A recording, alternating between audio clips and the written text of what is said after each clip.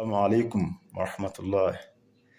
Et j'espère que chacun de vous se porte bien. Chez moi, tout va bien. Qu'Allah protège davantage les dignes dirigeants de l'AES. Ah, vraiment, qu'Allah les protège davantage.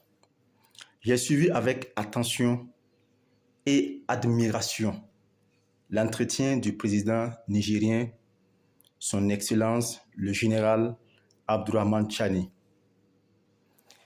Vous savez, ses propos étaient d'une clarté scientifique et d'une profondeur pragmatique.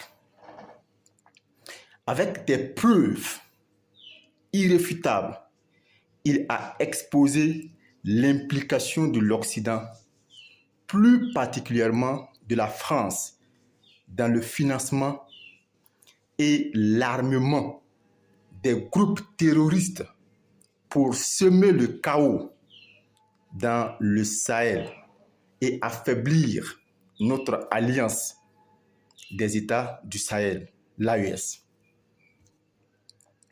En nommant avec précision certains Africains complices de ces actes odieux et en dévoilant même les coordonnées géographiques des positions des terroristes.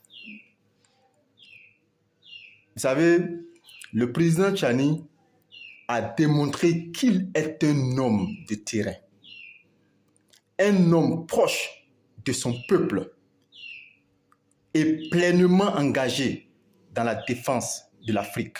Nous sommes fiers de lui.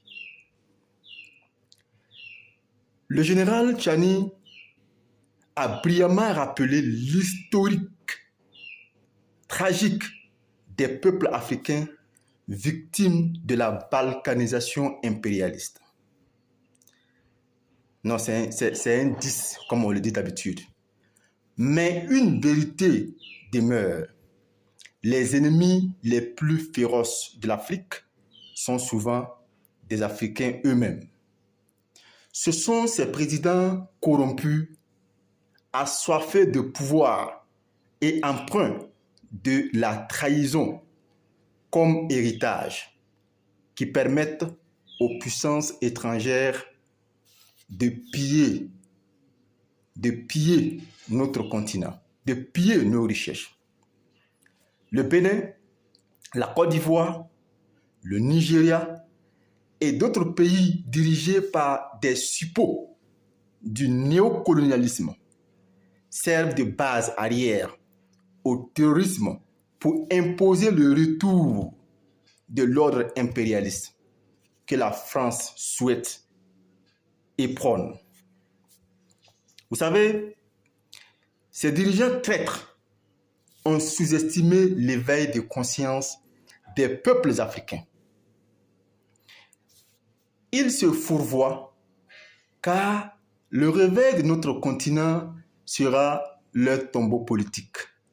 Ceux qui veulent faire un 4e mandat et ceux qui veulent trahir l'Afrique seront étonnés. Malheur aux faibles qui se couchent et se soumettent aux forts. Cette citation du roi Faisal ibn Abdelaziz, rappelée par le général Tchani, résonne avec force dans le contexte de notre révolution. Aujourd'hui, la jeunesse africaine, dans son ensemble, se lève comme un seul homme pour refuser la soumission, rejeter l'oppression et défendre la dignité de nos peuples, défendre la cause africaine. Quant à la CEDEAO, cette institution moribonde et agonisante, nous savons désormais que le délai de 6 mois imposé à l'AES pour renoncer à son retrait définitif n'était qu'un stratagème. Ces 6 mois sont un laps de temps qu'ils espèrent exploiter pour soutenir davantage militairement la France et amplifier ces manigances terroristes dans la région de l'AES. Mais qu'ils sachent ceci, le plan a échoué avant même de commencer. La montagne a accouché d'une souris. Les peuples africains sont éveillés, informés et déterminés à résister. Grâce au leadership de ce président, nous sommes fiers du leadership du trio révolutionnaire composé du capitaine Ibrahim Traoré, du général Assimi Goïta et du général Abdourahmane Tchani. Ces leaders intègres, par leur sincérité et leur vision stratégique, inspirent et unissent les peuples du Sahel face à l'adversité. Vous savez, leur communication sans faille nous prépare à l'inévitable, une guerre de haute intensité et de longue durée, comme Ibrahim Traoré l'a dit, pour libérer et défendre notre dignité, notre intégrité, nos biens. Chers peuples africains, si vos dirigeants abritent les bases militaires françaises et soutiennent leurs mercenaires terroristes, exigez des comptes, libérez-vous de leurs chaînes et unissez-vous pour la cause commune de l'Afrique,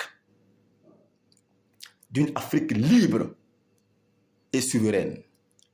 Nous savons que vous êtes pris en otage pour la majorité, mais l'histoire se souviendra de ceux qui se sont levés pour dire non à l'oppression, pour dire non à l'impérialisme sous une forme moderne.